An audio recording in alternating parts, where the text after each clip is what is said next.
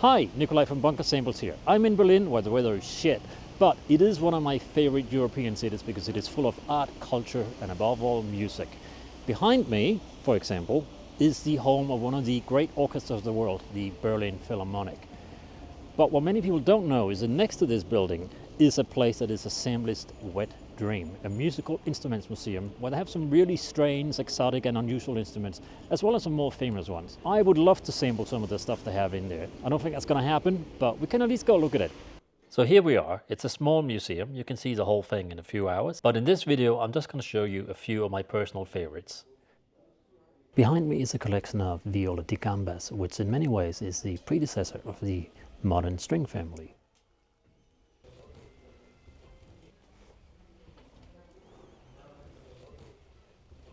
So it turns out they have sampled one of their instruments. This is the clavichord, and over here you can play a little MIDI keyboard, which triggers what I assume are samples of this instrument.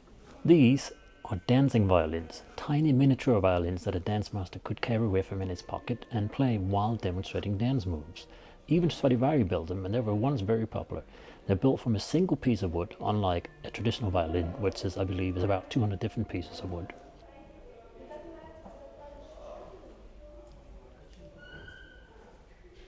There's a part of me that would love to sample these, but then there's another part that thinks they probably don't sound that good, but they are interesting. These are crazy. Early clarinets.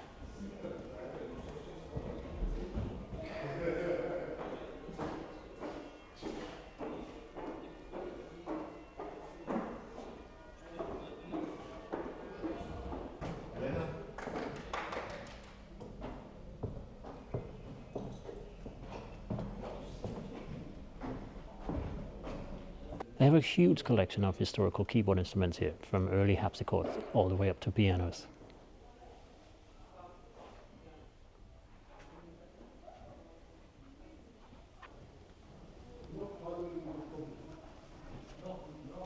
Look at this thing. I can only assume it's some kind of harmonium because it's got 2 foot pumps, like the one I sampled. But the keypad is crazy.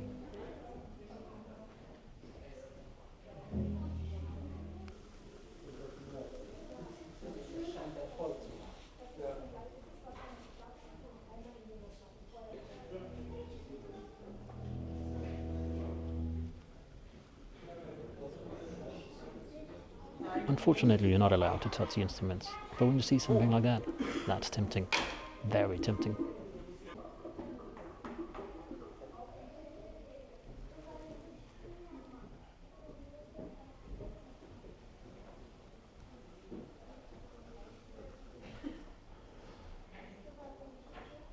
I am absolutely dying to hear what this sounds like. It must be the world's smallest harmonium. Look at it. 2 pedals and just a tiny little keyboard with 3 stops. So cool. This is a mirror, and attached to it is a whole travel piano. I'm dying to hear what this sounds like, but no touching. A tabletop accordion. Very cool.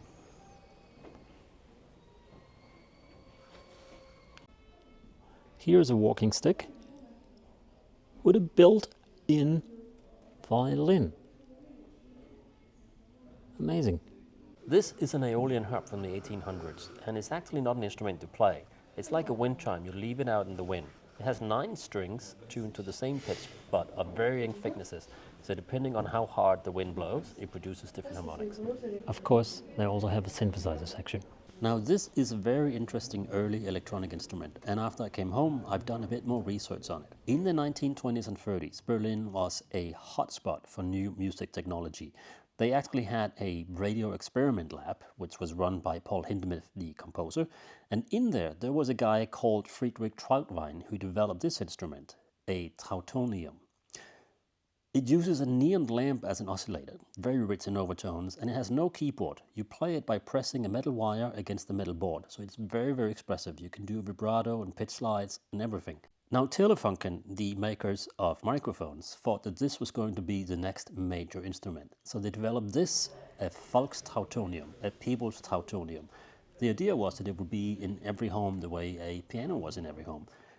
It kind of never happened, and only 200 were made, so this is very rare.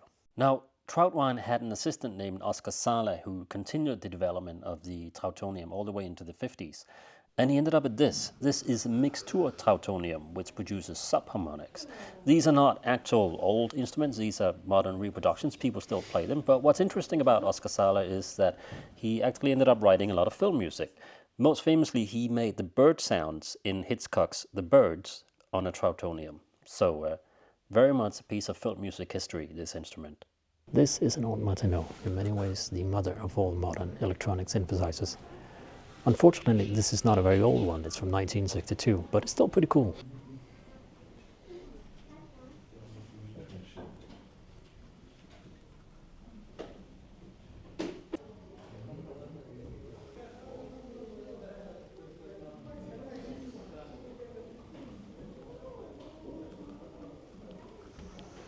There it is, an original synclavier, which of course was prohibitively expensive when it came out, and now incredibly rare.